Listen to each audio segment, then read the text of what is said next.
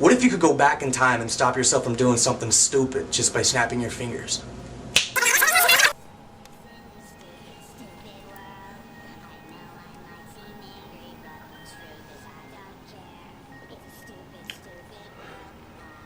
Hello friends, this is Darkosis, and today I'd like to speak about Steve Cash, the famous talking kitty guy, you know, Sylvester.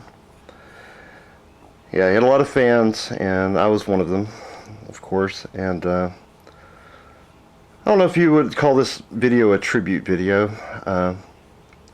really, because I think this video is more for me and maybe for the fans that are feeling a lot like I'm feeling right now. And I'm sure a lot of you are having an array of emotions learning that Steve took his own life about 2 weeks ago. 2 weeks ago today, actually. And I only found out about a week ago, and it really floored me. I guess the worst thing of all was when I saw this is how I found out. I saw a Rest in Peace Steve Cash video, you know, pop up on the YouTube feed, and I was like, oh man, I knew it was either Sylvester or Steve, and I knew that if it was Steve, that I knew exactly what had happened to him. And I'm just wondering, you know, I mean, you know, after Steve's last video, at the very end, he was talking to us about his depression and bipolar disorder. And I don't understand why anybody else couldn't see that the man was in trouble. I mean, when he's saying that he's been going down for 6+ months at a time with depression and bipolar disorder, I mean, that's a huge red flag. And there's so much just fog around this entire situation here, you know. I know people will say, well, you know, Darkosis, you're really overstepping your boundaries. You know, this is a family matter. This is personal, and I agree, it is a very personal matter, and I do not mean any offense to Steve's family or him. But if you invite me into your life and you rip my heart out, I'm going to say something about it in the end. That's just how I am. I mean, Steve, you really ripped my heart out, killing yourself. I mean, I don't blame you, man, but I feel a lot of anger. I feel a lot of anger. I feel the grief, but I also feel so much anger because I feel like this could have been prevented. I saw the warning signs myself. A guy thousands of miles away who never met Steve in real life, and I could see that the man was, you know, probably going to commit suicide. And what was it like? I mean, what were people doing? Were they just waiting around for it to happen? And suicide is never the answer. I mean, I've been suicidal myself in the past, and I know exactly where Steve's coming from.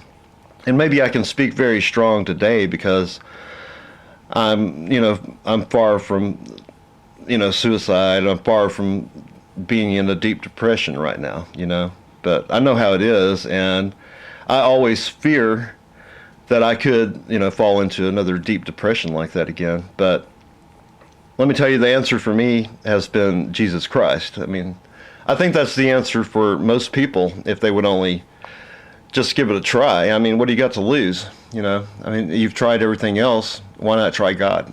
I mean, God has got me through some of the darkest times in my entire life. And the very first thing medical doctors tried to do to me was put me on a bunch of drugs, and they did put me on a bunch of drugs, you know, like all these antidepressants, which made me so much worse.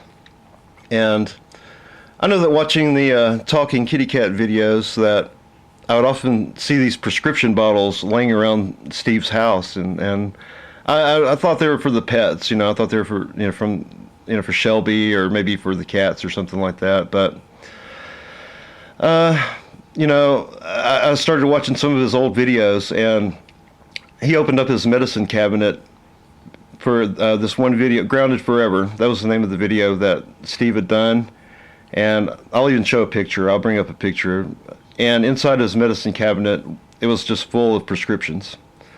And is anybody going to be held accountable for what happened to Steve? I mean, are his doctors going to be held accountable for drugging the man up? And you look at all of these SRI drugs. You look at Zoloft and all these things like that.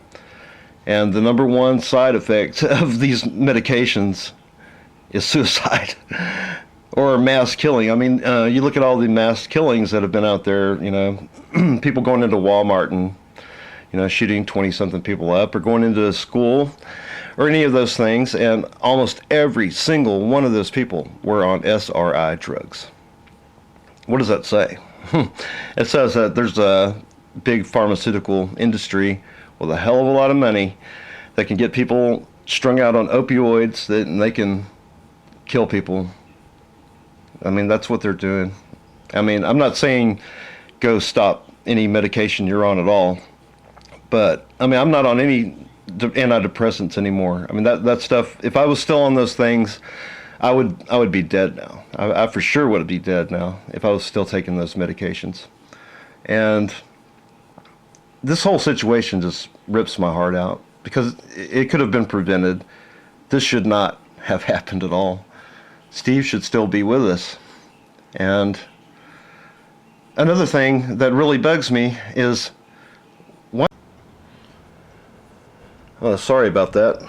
My battery died on my camera, and it's actually 24 hours later since I first recorded that very first part, that first 6 minutes here. But I still remember what I wanted to say, and let me say that I can't believe that Steve's death has hit me so hard. I mean, this thing has hit me like somebody I knew in real life. I mean, it's very bizarre, and all the things that, you know, that are surrounding, you know, his death and everything. I mean, it's just so bizarre, and things don't make a lot of sense. I mean, I understand bipolar disorder very intimately, you know, as being diagnosed with it like 20-something years ago, and going through all the antidepressant medications, and you know, finding my way through all that. But what I was going to say before I got cut off was, why the hell did Steve have a gun in the house? I mean, if somebody is in that state of bipolar and that state of depression, they shouldn't be anywhere near a gun. And this isn't even about, you know, the Second Amendment or anything like that. This is just about common sense. I mean, I'm very pro-gun. I believe everybody should have a gun for protection, but I don't believe somebody that is suicidal should have a gun in their house. And let me just tell you why. I mean, of course, there's plenty of other ways to do it, but when you have a gun in your house and you're suicidal, it's kind of like a security blanket.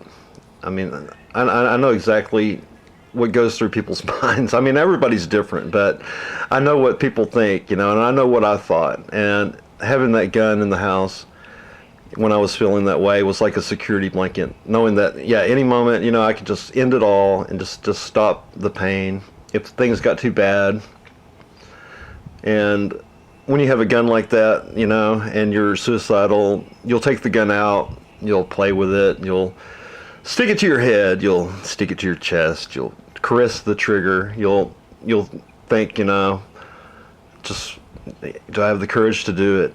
And it's you can make the decision way too quickly. I mean, if you're gonna, you know, take pills or anything else, or hang yourself or stab yourself or whatever you're gonna do to end it, like some people, you know, have, I mean, you have more of a time gap there where you can change your mind. And I don't know if, you know, Steve had snuck around and did this or what. I mean, so many things don't make sense to me. I mean, he was married, but according to like the Facebook article and things like that, it seems like his wife wasn't at home at the time, and it was 7:45 in the morning. Where's the wife at? And once again, I have to stress, why was there a gun in the house if they knew the state that Steve was in? And I don't know. I mean, maybe they just didn't know it was as serious as it was, but I knew it was serious. I mean, I knew it was serious from Steve's last video, and like I said, I wrote a comment even on his last video, and basically begging anybody close to Steve to give him a kick in the ass is what I wrote in my comment. I said, Steve, you need a kick in the ass to get out of this funk. You're an incredibly good-looking dude. You have your wife and family that love you. You have your pets that love you. You have a hugely successful YouTube channel.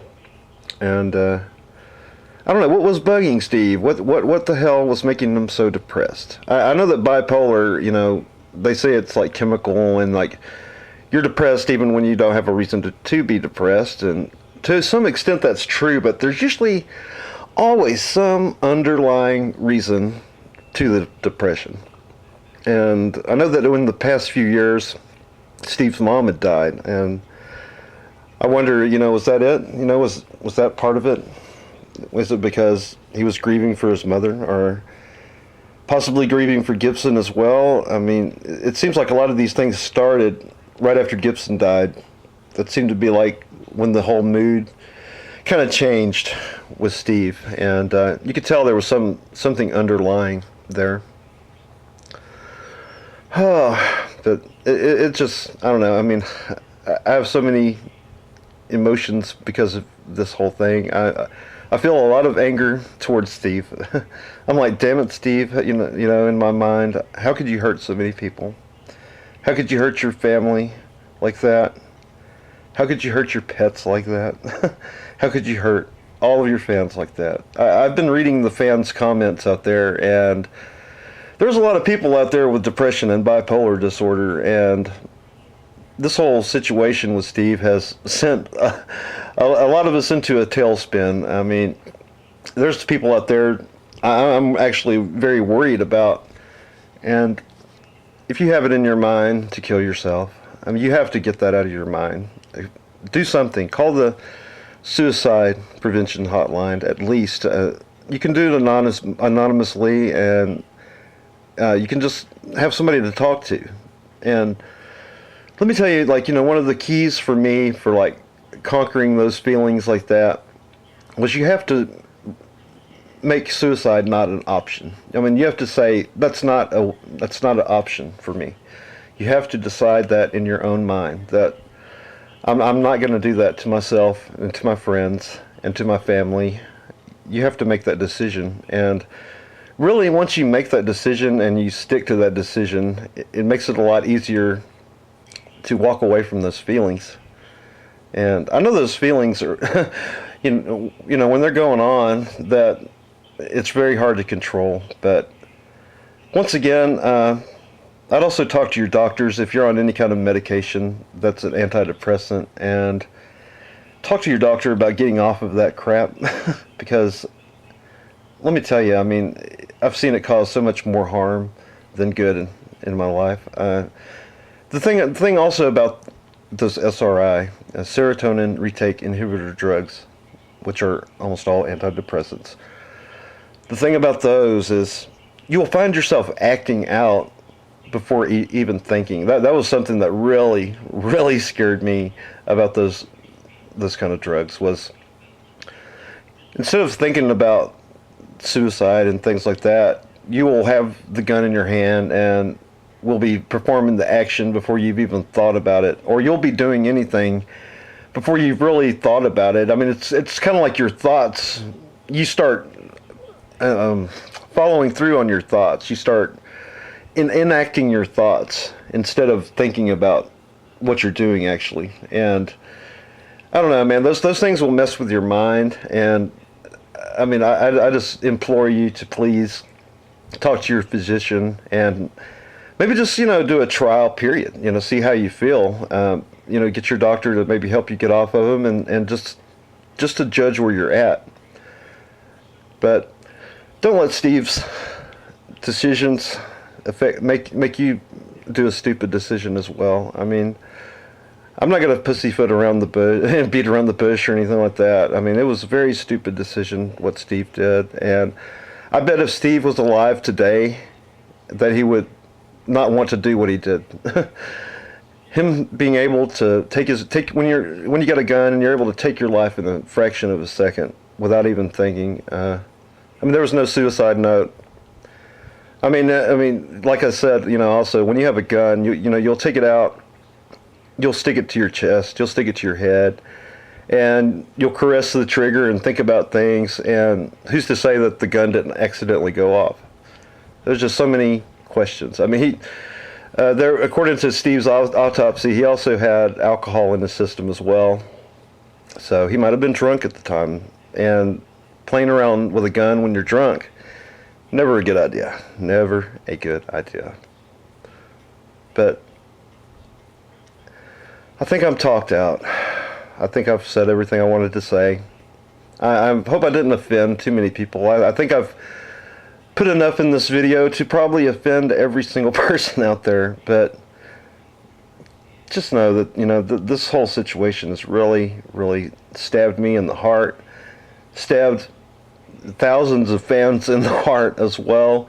I'm sure I'm not the only one who feels this way, and not the only one that feels very angry at Steve for what he did. I mean, it's not just anger. I feel tremendous grief, but God, am I mad? Am I mad at you, Steve, for doing this? Damn it. And Cecilia, if you're out there, I do apologize if I've hurt your feelings in any way possible. I just would like to know more about what the hell happened. What the hell happened with Steve? What was he thinking? What was making him so depressed outside of the bipolar disorder? We would like to know more. I mean, did Steve have any drug problems? Was that what was going on? I mean, we'd like to know. We really would, because we cared about Steve. We love Steve. And his death has really affected some of us very badly out here. And I hope that, for the love of God, you please continue to share Sylvester and Gibby-san and Random Kitty with us. I hope that you'll still take pictures, and if you can manage it, videos, and just update us every once in a while. And to everyone out there, don't forget, every October 31st is Sylvester's birthday. So you give Sylvester a shout out every Halloween. I know I will be. Thanks for listening to me. This has been my rant. God rest your soul, Steve. God rest your soul. We loved you. I'm so sorry this happened. Thank you, everyone. Bye-bye.